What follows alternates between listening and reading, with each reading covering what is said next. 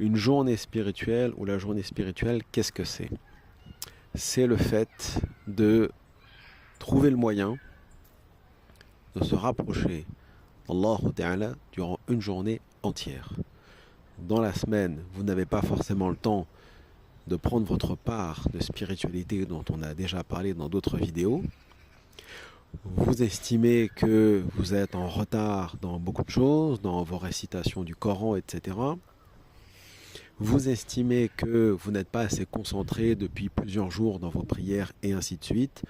Donc, le remède, c'est une journée de spiritualité complète du matin au soir.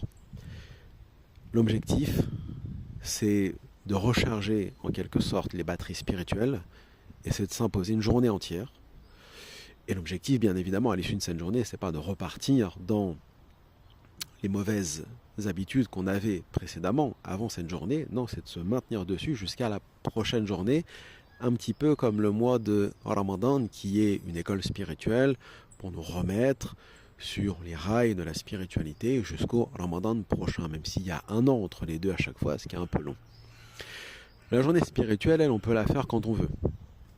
Le mieux, je pense, c'est une fois par semaine, quand on ne travaille pas, quand on est en repos, quand on n'a pas d'activité précise. Vous êtes un homme, vous êtes une femme, vous êtes jeune, moins jeune, peu importe, vous faites garder vos enfants, vous les laissez à votre époux ou à votre épouse, ou peu importe votre statut, votre profil, vous faites ce qu'il faut pour pouvoir réaliser cette journée. Donc le mieux, c'est quoi? C'est de se mettre en condition. Laissez tomber les fatwas, les hadiths, etc. qui vont vous dire non, non, non, faut pas faire ça, c'est une bid'a et ainsi de suite. Non. Écoutez ce que je vous dis. Le mieux, c'est de se mettre en condition. Pour se mettre en condition, l'idéal, c'est quoi? C'est de jeûner. C'est de jeûner durant toute cette journée. Alors après, si vous voulez absolument faire concorder cette journée avec un hadith ou une soi-disant sunna, faites-le un lundi ou un jeudi ou un des jours de lune blanche, etc. Bon, comme vous voulez. Mais le mieux, c'est de jeûner. Comme ça, vous êtes en condition physique et mentale pour vous concentrer sur Allah. Vous n'allez pas vous arrêter dans cette journée pour manger, boire, etc. Non, vous ne faites que prier, invoquer et évoquer Allah Ta'ala du matin jusqu'au iftar, jusqu'à la coupure le soir. L'idéal, c'est d'aller faire ces prières à la mosquée les 5. Même Fajr, si possible, Subh, dès le matin.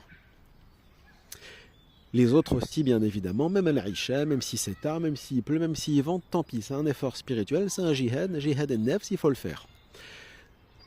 Ensuite, l'essentiel de cette journée, en dehors des prières, des 5 prières et des passages à la mosquée, c'est la récitation du Coran, c'est le cœur de l'islam. Donc c'est d'avancer dans sa récitation, de s'améliorer dans sa récitation. Et comme on ne va pas manger, on ne va pas boire et on délaisse tout le reste, les shahwat, les passions, etc., on se concentre dans la récitation du Coran. Donc on va réciter le Coran toute la journée, autant qu'on peut. On ne se fixe pas un objectif, 300 versets, 24 sourates, non. On lit, on récite, on est un peu fatigué, on s'arrête, on reprend, on sort dehors avec son Coran, on va dans la nature, dans les bois, dans la forêt, etc. On se pose, on récite, on se met dans un état d'esprit, on va dire, en accord avec ce qu'on cherche durant cette journée. On va au contact de la création d'Allah. Voilà ce qu'il faut faire. Bon. Ensuite, qu'est-ce qu'on peut faire par ailleurs, en dehors de la mosquée, en dehors de la récitation du Coran et en dehors du jeûne?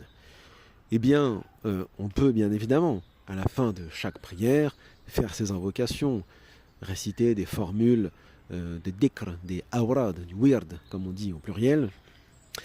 Et le soir, une fois qu'on a terminé l'Aïcha, qu'on a mangé un peu, pas trop, on garde la dernière partie de cette fameuse journée pour son qiyam. Bon, si vous pouvez vous réveiller la nuit pour prier la nuit, c'est encore mieux.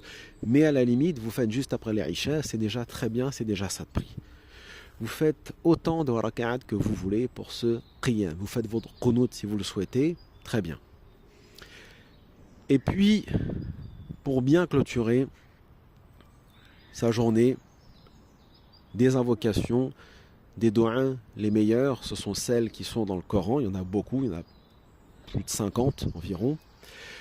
Vous pouvez aussi, bien évidemment, réciter des doigts qui viennent d'ailleurs, dans Hisn al-Muslim, al-Ma'thurat, ce que vous voulez, peu importe l'ouvrage.